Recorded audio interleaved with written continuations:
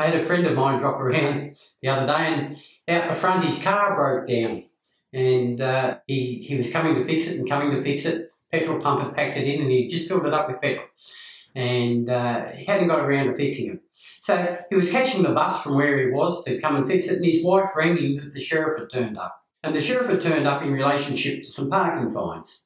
And the parking fines further down traffic fines further down the road related to cars that were in his name, but he had his employees driving, and they weren't getting the tolls. Now, normally that would be transferred to that driver, but as a period of time had gone past and he'd moved addresses, it hadn't.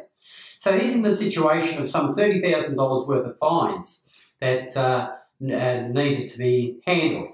And the Sheriff's Department, being nice and all that, gave him 7 days to sort it out.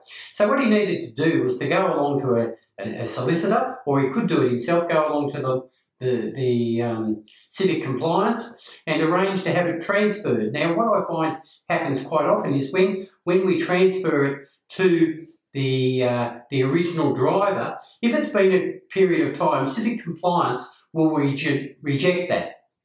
But that's not the end of it, because what happens then is that you can, if you do it within 45 days, you can apply to the magistrate's court to have the matter heard.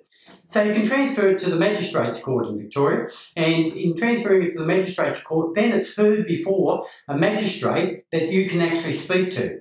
And so if you have legal representation, the solicitor will advise you, or you can go along yourself and explain it to the magistrate and maybe get the fines reduced or have them transferred to the correct driver. Well worth doing. I'm Doug, and I talk about debt. If you've liked what we've spoken about today, hit the subscribe button below and let's know your comments or your own experiences, and we'll talk about them in the weeks to come.